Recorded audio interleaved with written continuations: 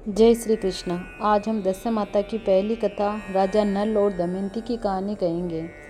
राजा नल और दमयंती रानी थी। दमयंती रानी ने दशा माता का डोरा लिया और गले में बांध लिया। तो राजा ने अपनी रानी से पूछा, रानी, ये गले में आपने क्या डाल रखा है? तब रानी ने उत्तर दिया, महाराज, ये तो दशा माता का डोरा है।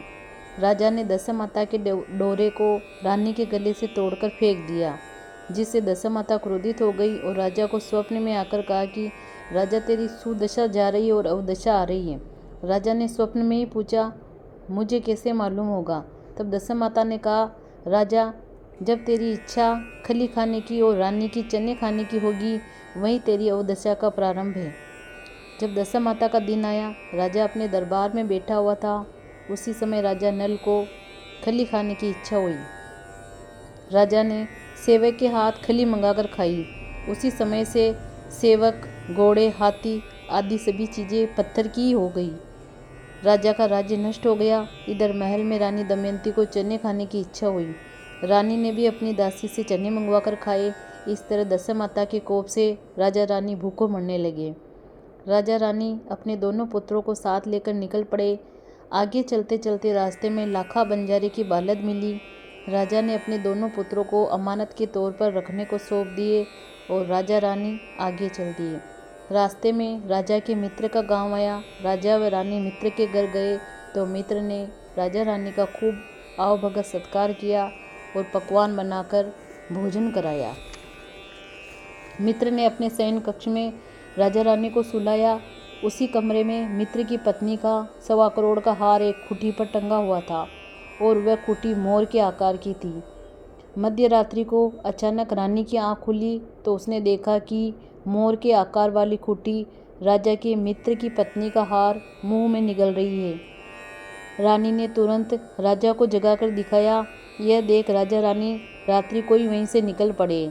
यह सभी दशा माता के अपमान के कारण था। राजा व रानी तुरंत वहां से रवाना हो गए। आगे जाने पर राजा रानी एक माली के बगीचे में पहुंचे। इन दोनों के वहां जाते ही अच्छी फुलवारी मुरझा गई और दोब सूख गई। मालिन बोली, ऐसा न जाने कौन अपशकुनी आया कि जिससे पूरा बगीचा ही सूख गया। राजा रानी वहां से भी रात विश्राम लेकर भागे। आगे कुम्हार के घर गए। उस कुम्हार के यहाँ चाक पर सोने के कलश उतरते थे। जब राजा रानी की नज़र पड़ी तो टूटे फूटे मिट्टी के कलश उतरने लगे। यह देख वही बात कुम्हार ने भी कही जो मालिन ने कही थी। वहाँ से भी राजा रानी को रात में ही जाना पड़ा। आगे राजा रानी एक गऊली के पास पहुँचे। उस गऊली की गाय 1.25 घड़ा दूध रोजाना देती थी, लेकिन राजा रानी की नज़र पड़ते ही गाय ने दूध देना बंद कर दिया। तब गऊली ने भी वही बात कही जो मालिन ने कही थी। आगे चलते हुए राजा रानी अपनी बहन के गांव में पहुंचे। गांव के बाहर रुककर राजा ने अपनी बहन की दासियों के साथ खबर भेजी कि आपके भाई आए हैं।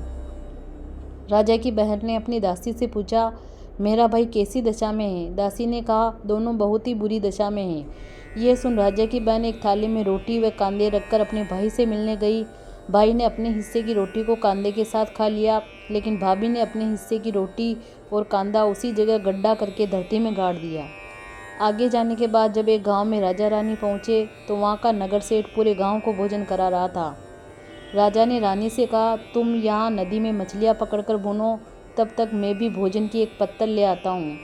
रानी ने मछलियाँ पकड़ी और उनको भूना, लेकिन दशा माता के कोप से पानी की लहर आई और भुनी हुई सारी मछलियाँ जीवित होकर पानी में चली गईं।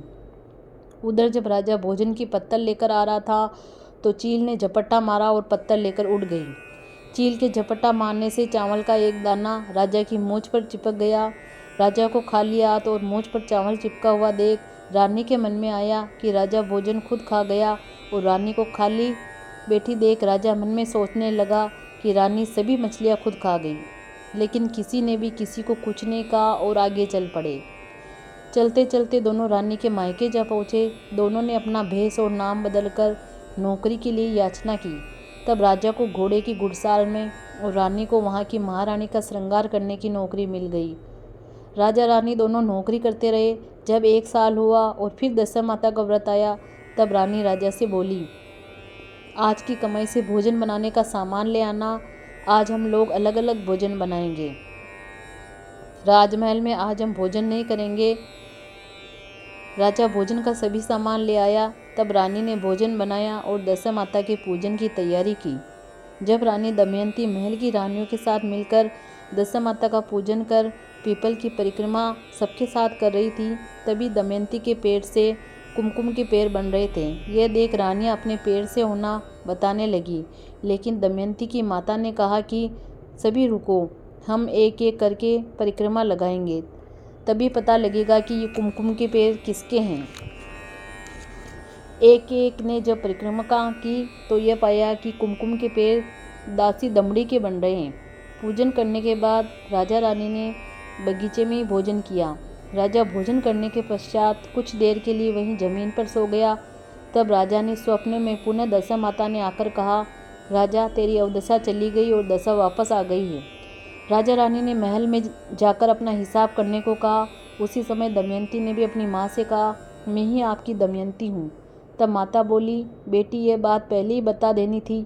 तब दमयंती ने कहा, माँ उस समय हमारी अवदशा थी और अब वापस अच्छी दशा आ गई है, इसलिए हम अपने नगर को जाएंगे। पिता ने बहुत सारा धन और लाव लश्कर देकर पुत्री व दामाद को विदा किया। रास्ते में वही जगह आई जहाँ रानी ने मछलियों को भूना था और राजा के हाथ से चील पत्तल ले गई थी। दोनों ने देखा कि भुनी हुई मछलियाँ पानी से बाहर आ रही है और वही चील भोजन की पत्तल लेकर सामने आ रही है। तब रानी बोली, महाराज आपने मन में सोचा होगा कि रानी सभी मछलियाँ खा गई है। तब राजा ने कहा, रानी तुमने भी यही सोचा होगा कि राजा भोजन की पत्तल अकेले खा गए हैं।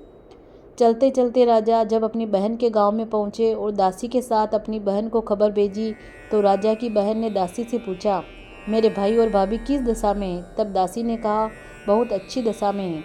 यह सुन राजा की बहन मोतियों का थाल सजाकर भाई भाभी से मिलने गई। तभी दमयंती रानी ने धरती से प्रार्थना की और कहा, माँ आज मेरी अमानत मुझे वापस दे दो। यह कहकर रानी ने उस जगह को खोदा जहाँ उसने रोटी और कांदा जमीन में गाड़ दिया था। खोदने पर रोटी तो सोने की और कांदा चांदी का हो गया था। ये दोनों चीज़ें राजा की बहन को की थाली में डाल दी और आगे चलने की तैयारी करने लगे। राजा की बहन के घर नहीं गए। वहाँ से चलकर राजा गौली के यहाँ पहुँचे तो गाय पर राजा रानी की नज़र पड़ते ही गाय ने सवा घड़ा दूध देना शुरू कर दिया। तब गौली बोला, आपके पुण्य प्रताप से मेरी गाय ने सवा घड़ा दूध वापस दिया है। पहले न जाने कौन अब सूनिया आया था तो मेरी गाय ने सवा घड़ा दूध देना बंद कर दिया था। तब राजा बोला, भाई पहले भी हम लोग आए थे, तब दशा माता के कोप से हमारी अवदशा थी, अब दशा माता की कृपा से हमारे दिन फिरे हैं। गौली के यहाँ से चलकर राजा अपने मित्र के घर पहुँचे।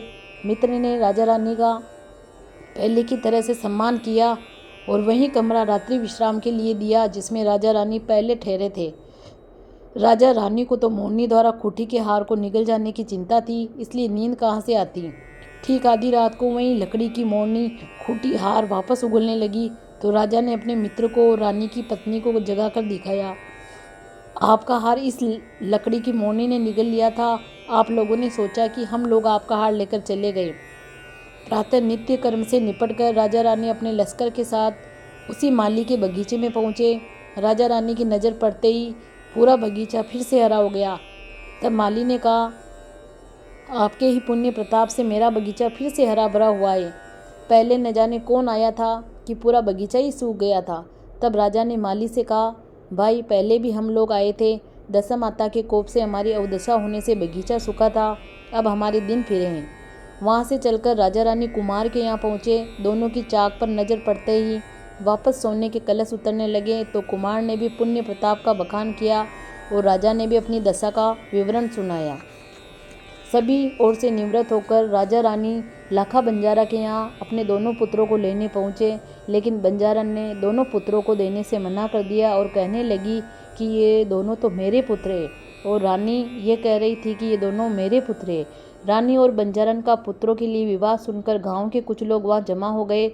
दोनों का विवाद नहीं सुलझने पर गांव वालों ने दोनों को समझाते हुए एक युक्ति बताई। दोनों ने उस युक्ति को स्वीकार कर लिया। गांव वालों की युक्ति के अनुसार रानी और बंजारन को सूर्य के सामने मुख करके खड़ा होना था और अपने सामने दोनों पुत्रों को खड़ा करना था। जिसके भी आंचल से दूध की धार निकलकर दोनों ही राजकुमारों की मूंछों पर गिरेगी, पुत्र उसी के माने जाएंगे। रानी और बंजारन ने ऐसा ही किया और दोनों सूर्य के सामने मुख करके खड़ी हो गई और राजकुमारों को भी सामने खड़ा कर लिया। यह युक्ति अपनाने पर रानी दमयंती के आंचल से दूध की धार निकलकर राजकुमारों की मूंछों पर गिरी। इस प्रकार सत्य की विजय हुई। राजा रानी दोनों राजकुमारों को लेकर अपने नगर को तरफ चल दिए। नगरवासियों ने दूर से लश्कर को देखकर समझा कि कोई डाकू नगर लूटने आ रहा है। पास आने पर नगरवासियों की प्रसन्नता का ठिकाना नहीं था। जब उन्होंने अपने राजा रानी को देखा तो तुरंत टूटे फूटे ढोल लेकर नगरवासी राजा रानी की अगवानी करने हेतु चल पड़े। राजा रानी की नज़र पड़ते ही टूटे फूटे ढोल और पाषाण बने घोड़े हाथी सभी अच्छे हो गए। राजा ने अपने राज्य में दशा माता का एक विशाल मंदिर बनवाया और नगरवासियों में दशा माता की महिमा बढ़ाई। हे दशा माता, जैसे पहले राजा रानी को कष्ट सहना पड़ा, ऐसा कष्ट किसी को भी मत देना, और बाद में जैसे राजा रानी को ठूठी वैसे ही आपका व्रत करने वाले सभी को ठूठना, यही आपसे प्रार्थना है। भगवती माता ने जिस प्रकार राजा नल के दिन फेरे, उसी प्रकार सबके दिन फेरे। जय श्री कृष्ण।